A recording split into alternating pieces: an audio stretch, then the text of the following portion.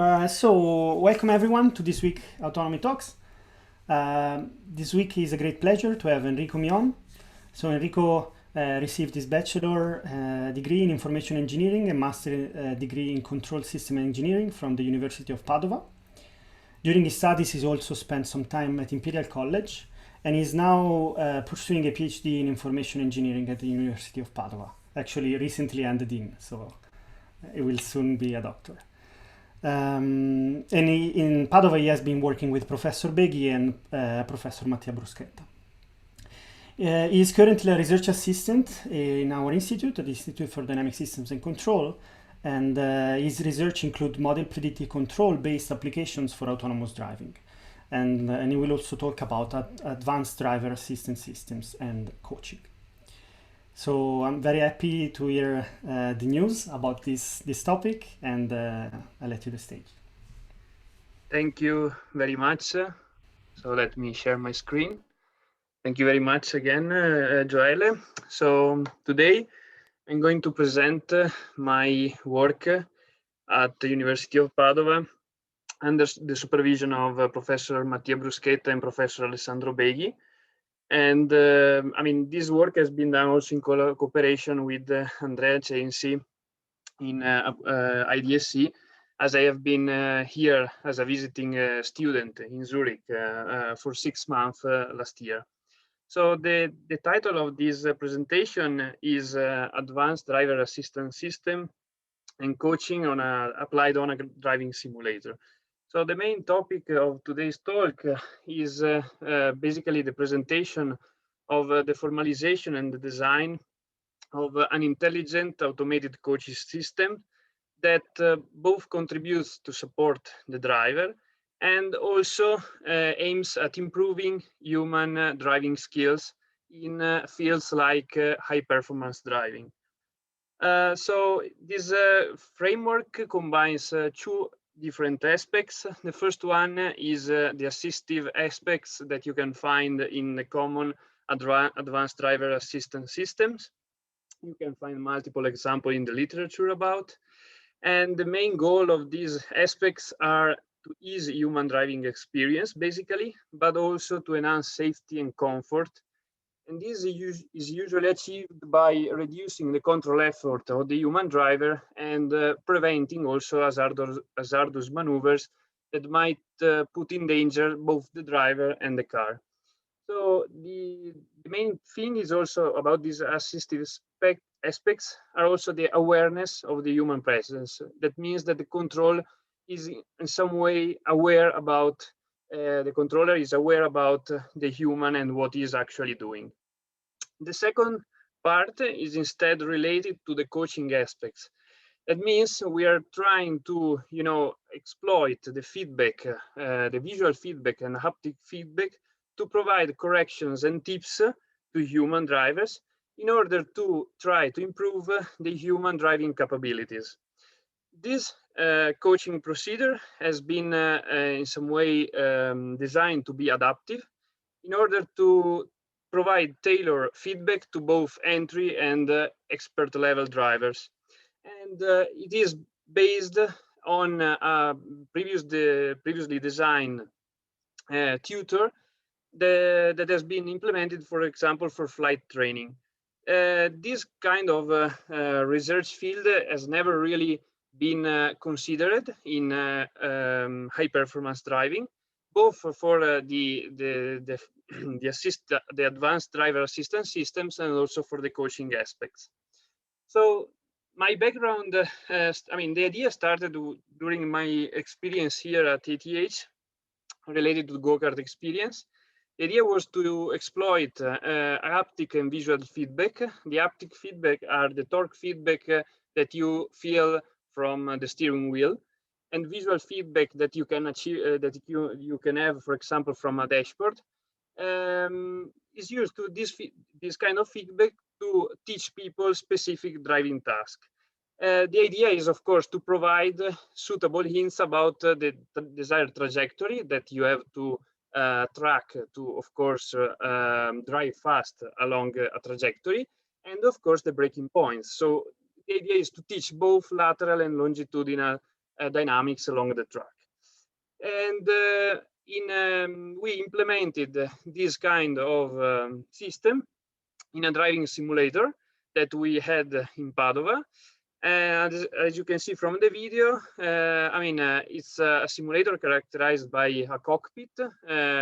So we have a steering wheel, we have a dashboard, and we have also a moving platform that basically allows to reproduce the 3 degrees of freedom of the vehicle, that are the roll, the pitch, and also the vertical. And the main things about the driving simulation are that for all users are in safe condition, of course, because you're not really driving in a real track. So for the control part, all the vehicle information are easily available, because you have a software that works in real time and provides you with all the information that you need. And this kind of simulator are used by the car manufacturer to test vehicles and also advanced driver assistance systems. So the parallelism between virtual and experimental environment is quite straightforward. And in this talk, I'm going to use this setup to basically implement the coaching feature and to design also a pilot experiment for the coaching scenario. So, the outline of the talk is the definition of a promising coaching formalization. Then I'm going to talk about the methods used for the design of the controller that rules the human-machine interaction.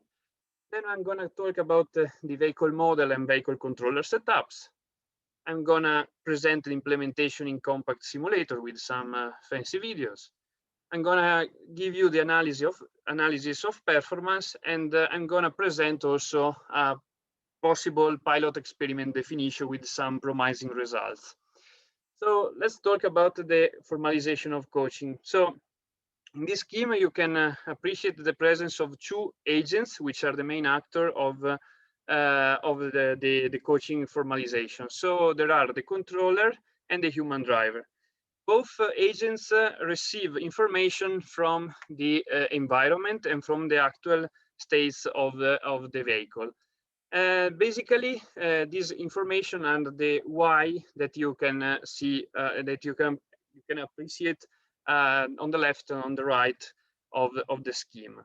So we assume that the human driver is characterized by a learner dynamics, which is based on the information that are observed by the environment and by the current state of the vehicle, for example. So basically, the human driver, when it starts driving, it also starts learning how to drive in a racetrack. And after some laps, of course, the driver is able, of course, to choose from a wider set of possible action the correct action to drive the car in a racing environment like a racetrack. So the action are chosen from a wider set of possible action, the set D, and they basically depend on the current level of expertise. Then the controller must be characterized by multiple configurations that are represented by the set C.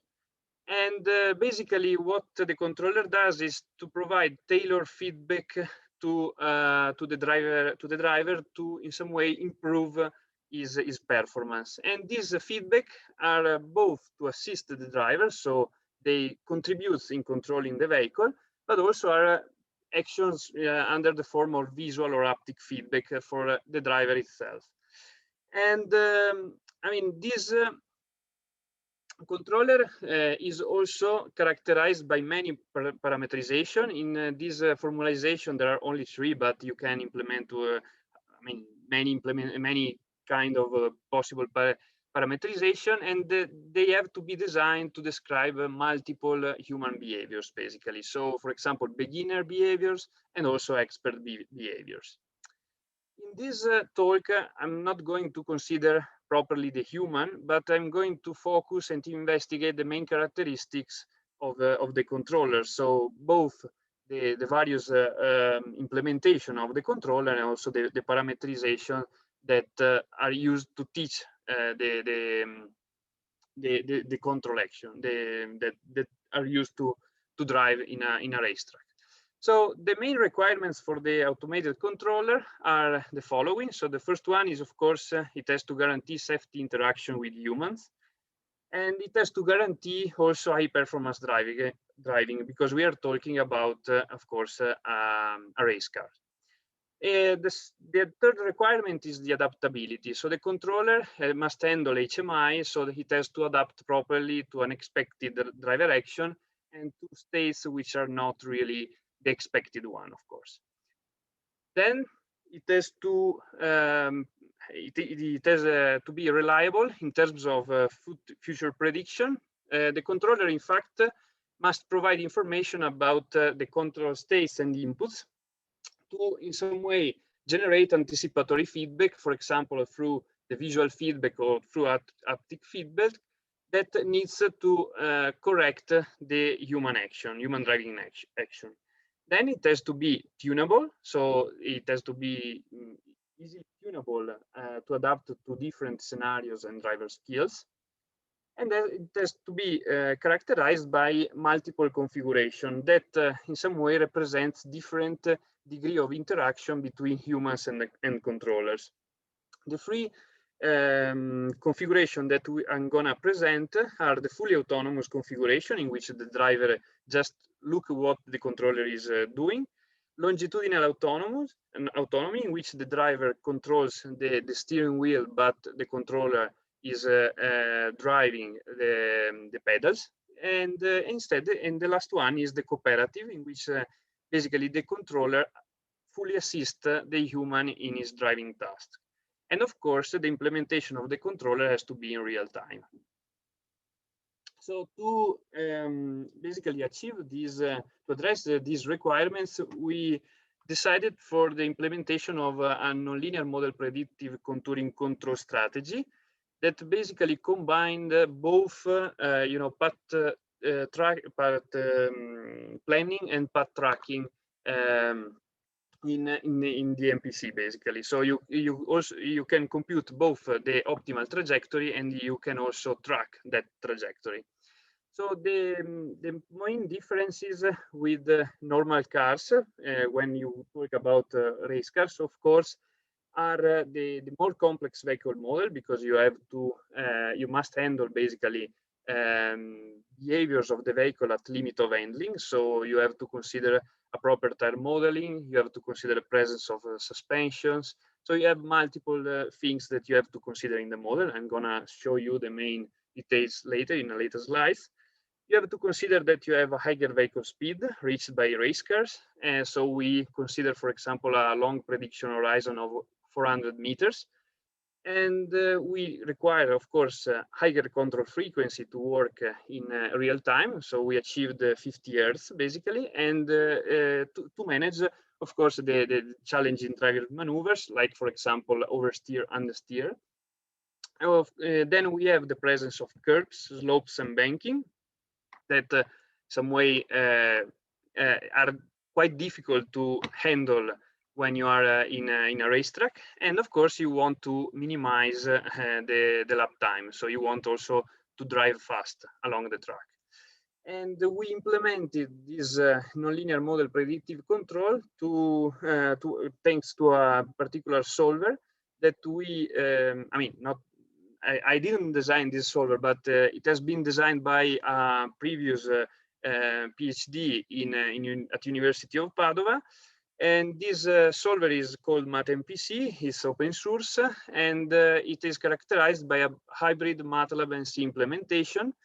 And it has a lot of tricks to work and features to work in real time, and especially it's characterized by, for example, also new uniform grid for the prediction horizon, which can be really helpful when you have such a long prediction horizon, like in this case. This open source tool is designed like as it explained in the following slide. So the the optimal control problem can be designed in continuous time, and the discretization is guaranteed by a multiple shooting technique. The problem formulation is basically is a common nonlinear programming formulation, and Newton's method that can be used are SQP based, so sequential quadratic programming, and you can choose between interior point and active set. Sorry, and the problem is basically, sorry, not interior point. It's like okay, is sequential quadratic programming. You can choose between solver that solve different kind of this QP problem. Moreover, it is characterized by a scheme which is called real-time iteration, which basically allows you to work in real time. It's of course a suboptimal solution because it is obtained using only one SQP iteration, and of course this requires a great model accuracy to work. And then there is also a curvature-like measure of nonlinearity, which is an online measure of that is used to reduce the computational burden of the sensitivities. And those, those features are used basically to reduce the computational time of the optimal control problem. So, but let's go into details of the vehicle model for control. So basically, we adopted a detailed four-wheel vehicle model with linear saturated longitudinal forces. The lateral forces has been designed through the simplified Passeca's magic formula. Then we implemented also the load transfer to deal, of course, with suspensions and roll pitch behaviors. We also considered the longitudinal drag force and down forces. We also introduced the gear shift prediction based on future engine RPM, and we used a spatial reformulation of the track. So basically, we, instead of considering the prediction horizon in time, we consider it in a space, and we had, as I told before, a prediction horizon of 400 meters. And this can be achieved by, when you know the track, you can formulate it as a space and not in time. And also we introduced constraints on a GG diagram, which is basically the coupled tire dynamics. And this will be used for to tune a different kind of controller based on the human driver capabilities. So the input vector of this MPC controller is based on the derivative of the steering angle. There are also the derivative of the normalized throttle braking effort. We use the derivative basically to control also the smoothness of the derivative of this kind of control action. And we also introduce free slack variables to in some way avoid infeasibilities, which are related to the side slip, to the error, the lateral error. So if you go outside of the track, you have this slack variable that prevents you from infeasibilities, and there is also a slack variable on the GG diagram. The output vector instead, which are the optimization variables, is the following. So we are minimizing basically the time, the lap time on the prediction horizon, and this of course enables the contouring formulation. Then there is also a side slip angle, which is weighted, the lateral error and the heading error.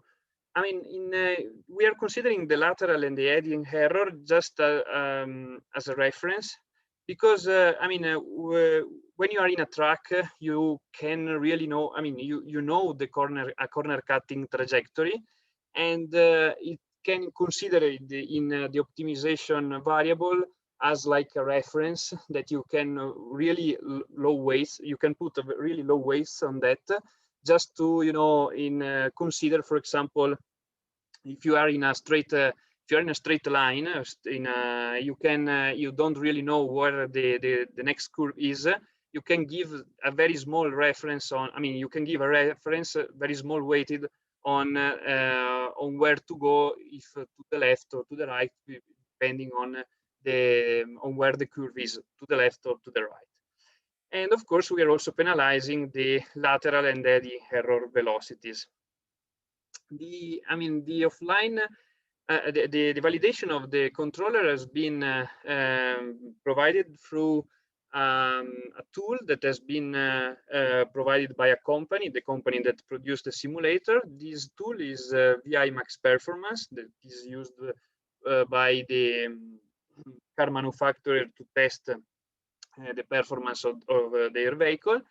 We basically provide to this tool a path, and it computes the velocity profile. And actually, we some way obtain that the lap time obtained by our controller was slightly smaller, and also denotes some way smoother action. If you see the graph, you can see, for example, the difference between the throttle and braking action is really, the NMPCC action is really smoother than the one provided by the commercial tool.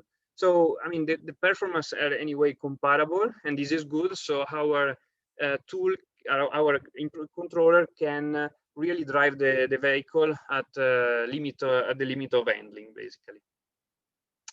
Then we implement this controller in the compact simulator.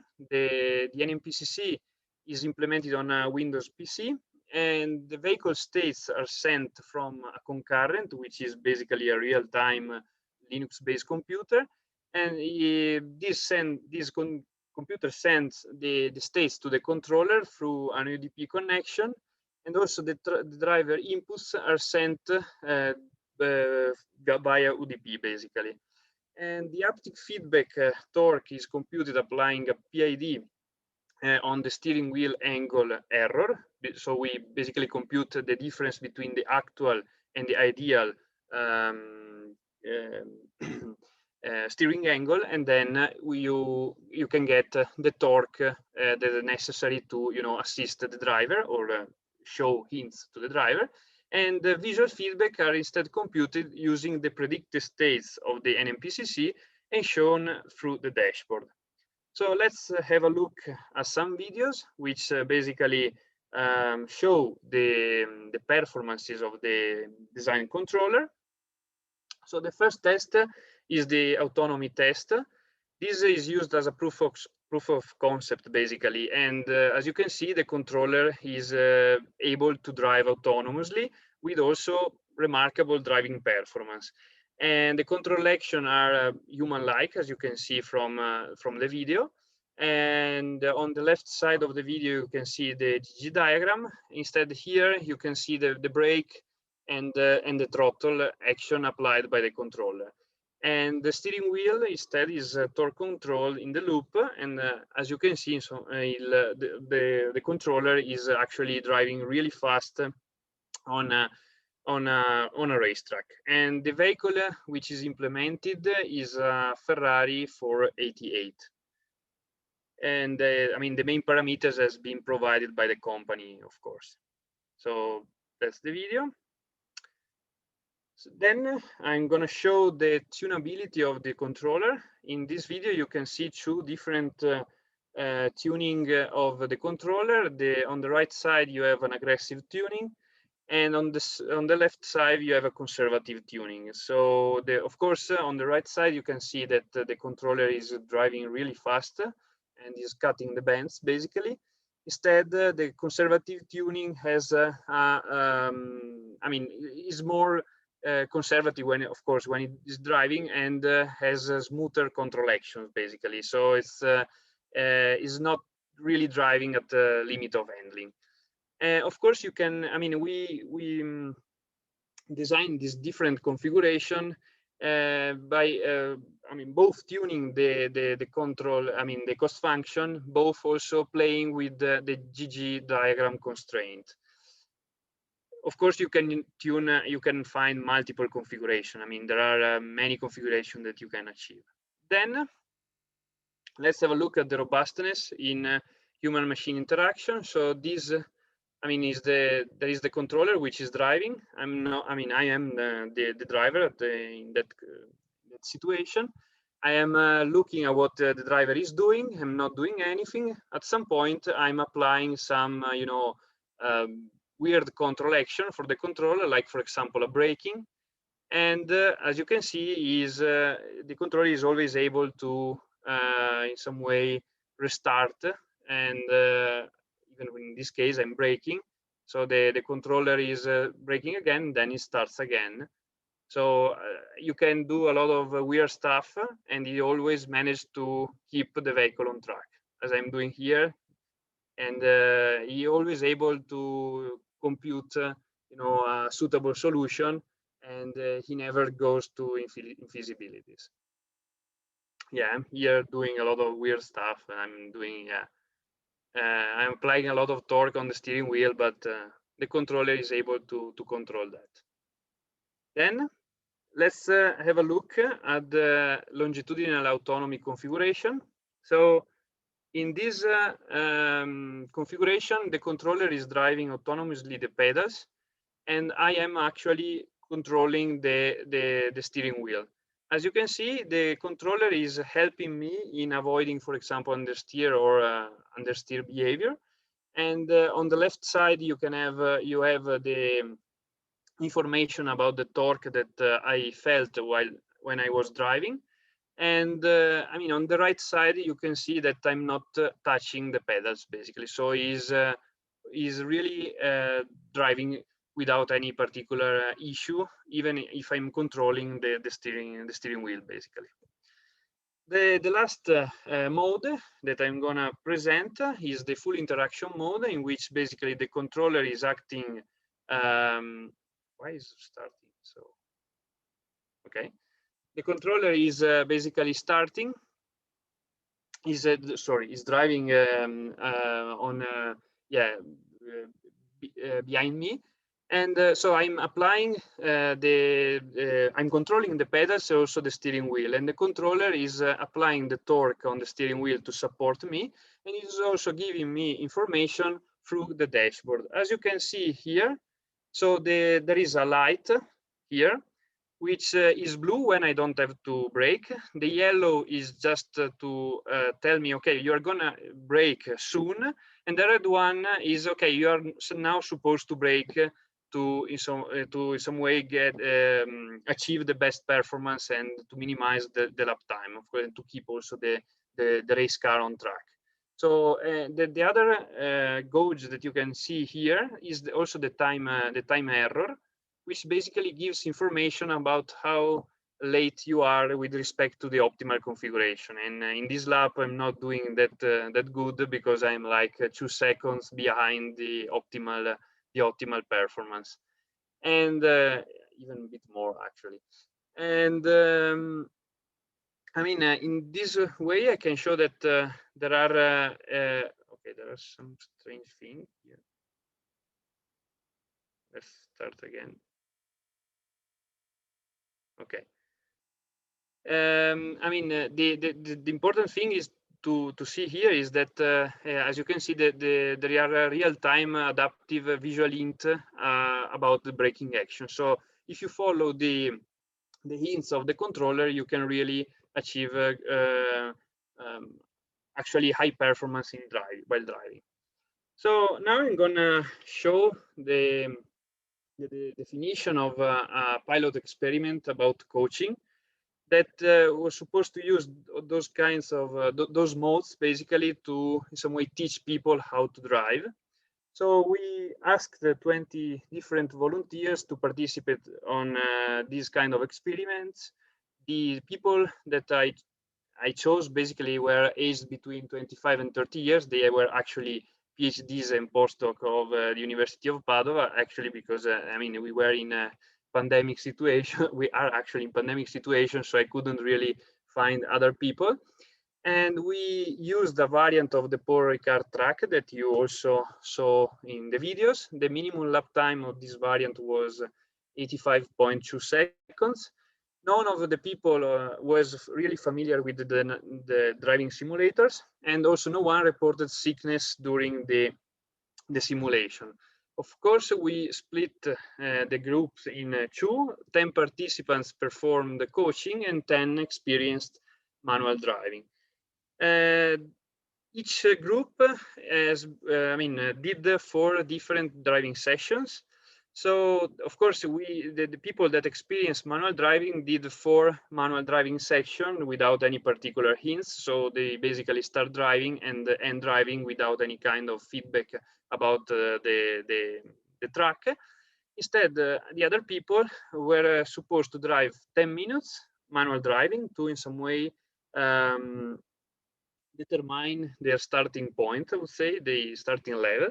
Then they experienced 10 minutes of longitudinal autonomous, in which they basically controlled the steering wheel, and they looked at what the controller was doing about braking. Then they experienced 20 minutes of full interaction mode, in which they experienced both visual and haptic feedback. And then the last session was was characterized by 10 minutes of manual driving. And we wanted to, of course, to determine the improvements between the last and the first session, of course.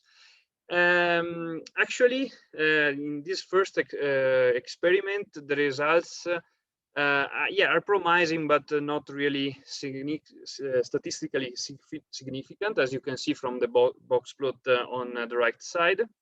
So people that experienced coaching were improved a little bit more with respect to people that experienced non-coaching. But of course, as you can see, I mean, there were a lot of variabilities between participants, and so we cannot really say anything about the effectiveness of this of the procedure that we tested. And actually, this was, I mean, the definition of the metric is defined on the left.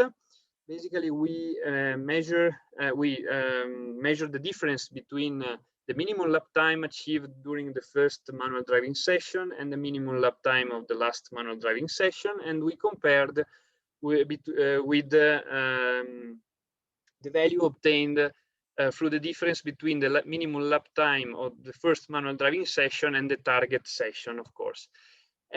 Anyway, we actually got some interesting results on the trajectory side. So in this plot, you can see the picture, I mean, the trajectories that have been obtained by the best drivers, the best 2 drivers in coaching group and non-coaching group. I mean, in the first picture here, you have the 4 laps, the 4 best laps obtained in the first session for all the drivers. In the second here, you have the trajectory obtained by the driver that experienced coaching, and in this picture here, you have the trajectory that of the people that didn't experience coaching. And as you can see from, I mean, the trajectory, I mean, the mean of the trajectory of the people that experience coaching is actually very close to the optimal one, to the one that has been computed by the NMPCC. While instead, the trajectories obtained by people that didn't experience coaching actually is quite, you know, is very different actually from the one that is needed to achieve the optimal lap time. And moreover, we asked people to answer this question about the learning process during the whole experience. We asked to both people that experience coaching and people that didn't experience coaching. And actually, we obtained significant results about, I mean, the subjective, you know, I mean, they were convinced about, sorry, people that experience coaching were convinced about, okay, we actually improved in trajectory detection, handling brake and throttle pedals, and minimizing lap time. While people that didn't really experience coaching, they always told me, okay, we never had the chance to understand if we are really doing correctly along the track. So we don't know if we are following the correct trajectory, and we don't know if we are actually doing correct when we are controlling the pedals. So when, I mean, they didn't know how to brake, basically. And actually, this was confirmed by the results, because if you perform ANOVA, so analysis of variance on the question and response, it seems that people that experience coaching actually learned a bit more.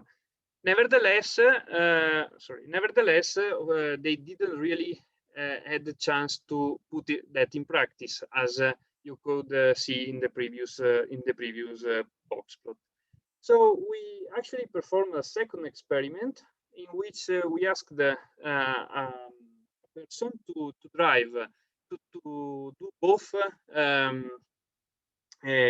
conditions. So it started with without any kind of coaching, and so the first part is highlighted in blue.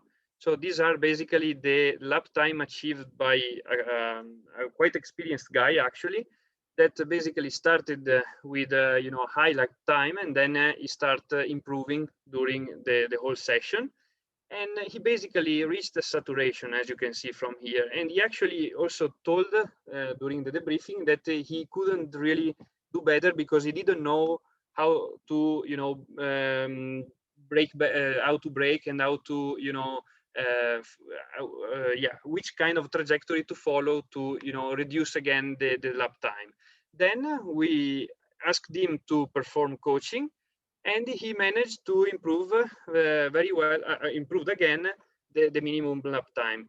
Consider that the best lap time is 85, so it was really close to achieve the best lap time of this reduced track. So he actually improved a lot after coaching.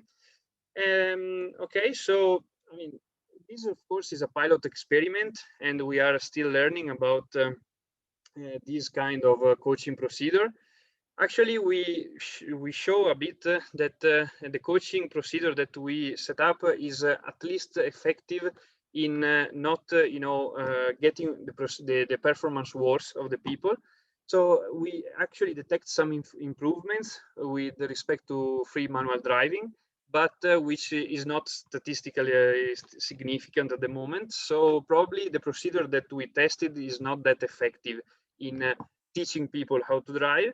Anyway, participant said that okay, we get some more information about how to drive. So we have a clear in mind what's the best trajectory and what's how to brake, but we didn't really have time to improve our capabilities.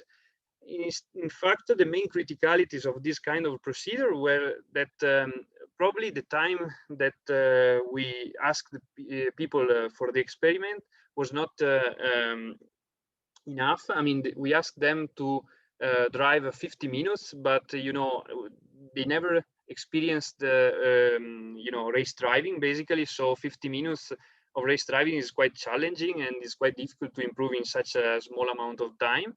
And also people that experience coaching were characterized by a bit of overhead when the interaction mode were changed. So when they moved from manual driving to longitudinal autonomous, and then to full interaction, they had to spend some laps to in some way get used to the new information. So basically they lost some time in understanding the new hints. And the other thing is that the definition of the starting level of the expertise for each driver is quite challenging. Actually, because different drivers show very different behaviors during the first session. So there were people that just tried to push the car at the limit of entry since the first lap, and then and they crashed, basically. They went outside of the track. And instead other were really careful, and they tried to understand how to keep the vehicle inside of the truck.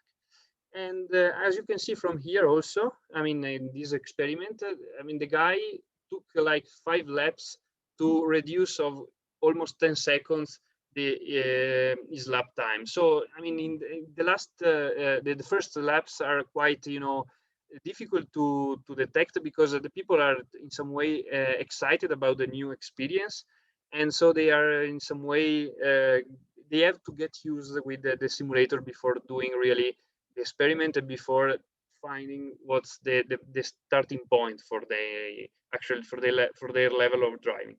So And I mean, of course, the adaptation of the virtual environments needs to be considered because people were not used to this kind of virtual environment. So, okay, this is I mean, these are the promising results, I would say, of this procedure. We are going to investigate more, actually, this kind of procedure, and I hope in the next talk I can give you some more, effective results. But I think that, I mean, at least we are in a good point at this moment, because we did the experiment last year, basically. So, okay, thank you. So if you have any question, yeah, feel free to ask. Thank you, Enrico, for the great talk. Are there any questions from the audience? Yeah, Enrico, first of all, thank you very much for your presentation. Great work, very exciting. Like to have that simulator in the lab. Yeah, you can ask V-Grade, V-Grade company. Now, I don't know if we already discussed this, but I think that something that would be very interesting to do is kind of like apply the kind of approach that you've been using, not as much for, let's say, minimizing lap time. Yeah. But for kind of like increased safety in emergency situations. Yeah, exactly. Yeah. Right. So, like do things like, well, I mean, I imagine that the lap times that you computed and then that you were, testing on were on dry surface, right? Yeah. Just put ice on the track. Yeah, exactly. I mean, let's see what people do, right? Yeah. Or, no, I mean, or even better, just leave the long straight dry, but then put ice on the corner, right, without telling people. Right? Black see ice, if they can handle it. Right, and see how they can handle it, right? So, in a sense, especially if we think of a consumer market, right? So it may be more important to train people to handle emergencies better rather than shaving off, milliseconds out of their commuting times, Yeah. Which really depends on how many traffic lights and how much traffic they encounter, right? Yeah, I think we could also consider, for example, how many times they crash. So if the coaching procedure in some way helps you at reducing I mean, do I feel there is an echo or something, maybe? Oh, let me. Okay. I mean, you could also consider, for example, when you have,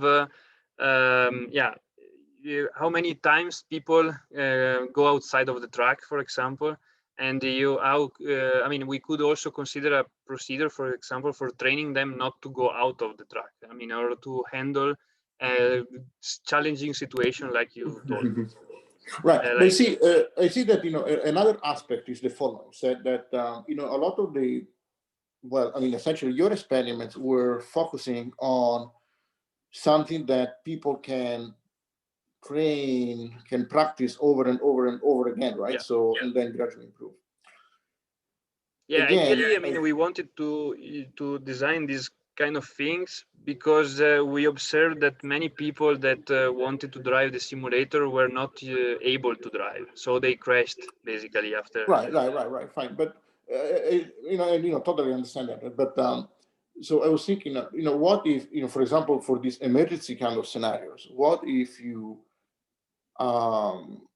expose them to different scenarios, right? Maybe you train on one kind of scenario and then you test how much better they got, if they got better, on a different scenario. Yeah. Or even if you want to keep on a track, have you considered changing the tracks? Yeah, we actually considered that, and I think that the next experiments, the idea would be to, for example, train the people on a different track, and then let's try to see what happens in the new track. So this would be quite interesting to see.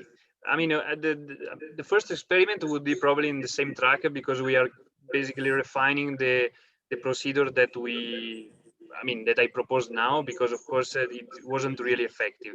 But on the second time, we will probably consider that also. Okay. Thank you, Rick.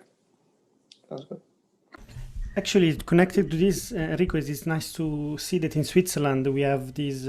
So every time you take the driver's license, you are forced to do some training on how to handle ice or very wet roads and so on. And there are many tracks with automated icing and automated measurements Can of your have driving more times. slippery conditions. Exactly. So maybe it's worth looking into that. It's offered usually by TCS. That's the name of the Company. It's an association. It's not really a company, but every Swiss driver has to undergo this kind of training.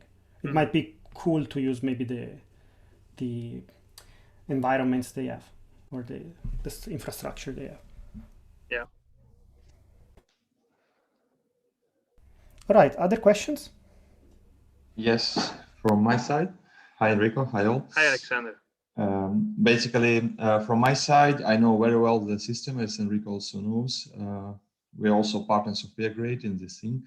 And what we have done in the years is to add a multi-physical tire model there. So to basically to optimize the performance, not taking into account of the static tires in the optimizations of the lab, but take into account of the wear, temperature, and pressure effects. So one of the things that we have observed, and this was the reason for my question, is that, as you have stated too, you have used a static, I would say, trajectory, and then a velocity profile was computed, and you have used a dynamic model to get close to the trajectory and the velocity profile computed.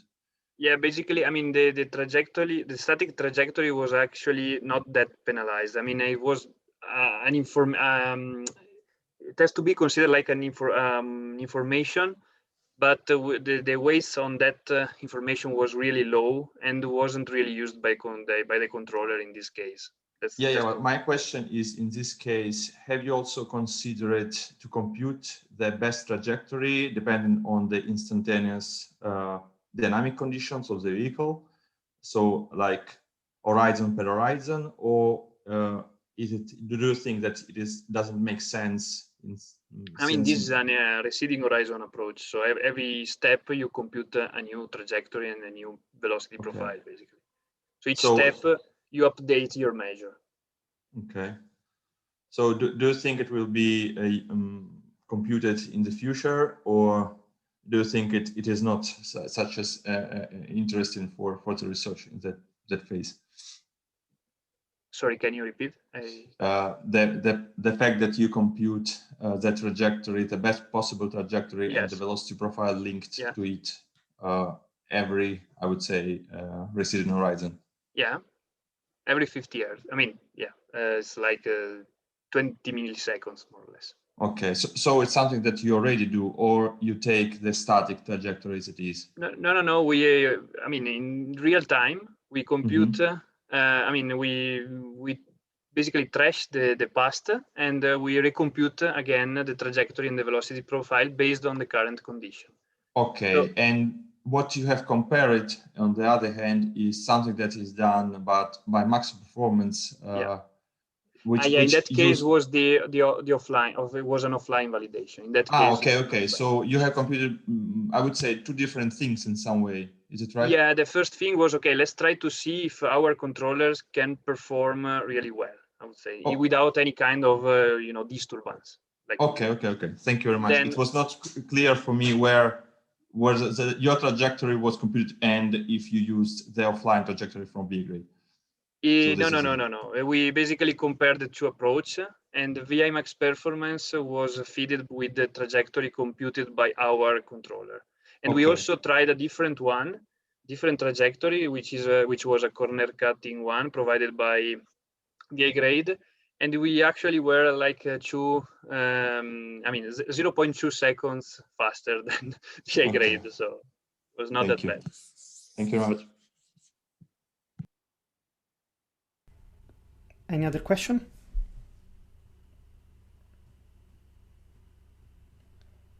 All right. If not, thank you very much, Enrico. I think you gave your email if people want to reach out. Yes. Okay. I mean, it's very easy, very quick. It's Mion at athz.ch. All right. Yeah. I think people can find you on our homepage on the institute. Yeah, exactly. You can go on the webpage. Fine. Thank you very much for the great talk. Thank you everybody for participating, and see you all next week. Bye bye. Ciao, ciao.